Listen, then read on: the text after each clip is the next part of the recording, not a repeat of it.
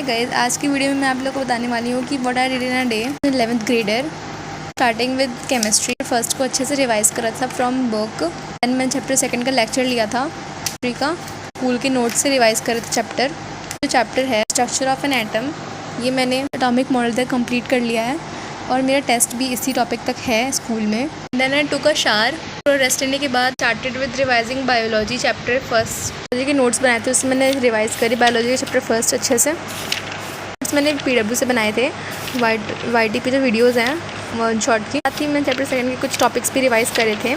Kingdom system तक मैंने revise कर लिया था। मैंने स्टार्टिंग विद फिज़िक्स इसके लिए ये वाली बुक चूज़ करी थी। मतलब मैंने तो चूज़ नहीं करी, स्कूल में ही लगी हुई है।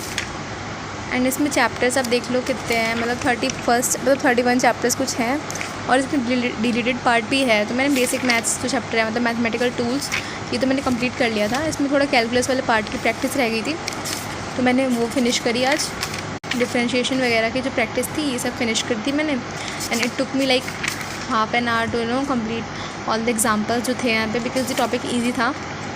एंड देन फर्स्ट के जो नोट्स बनाए थे मैंने यूनिट्स एंड मेजरमेंट के, मैंने रिवाइज़ करे थे। एंड ये नोट्स मैंने बनाए थे PW से ही बनाए थे। You can see my notes.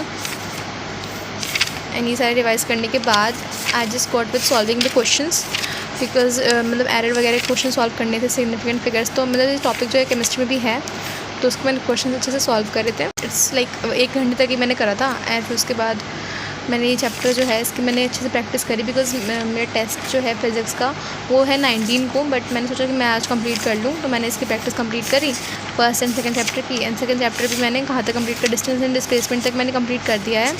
Let me just show you the chapter कौन सा टॉपिक है। तो ये मैंने कंप्लीट कर दिया है।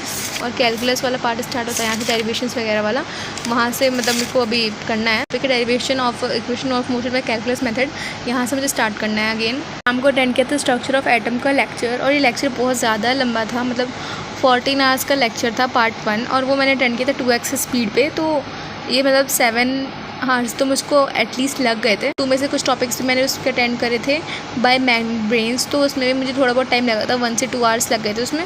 सो अभी मैं आपको टाइम दिखाती हूँ क्या हो रहा है। इन द लेक्चर मतलब मैंने कंप्लीट कर लिया है now finally, and the time 39 AM रहा है। मैंने लेक्चर उसको रिवाइज़ भी करूँगी मैं अपनी नोटबुक से।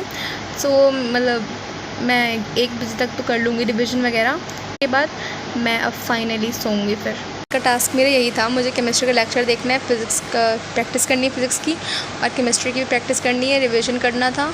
And that's it. और कल मुझे करना है पूरी, बिकॉज़ मेरा परसों ही इंग्लिश का टेस्ट है, तो मुझे इंग्लिश भी कंप्लीट करनी है। और मैंने थोड़ी सी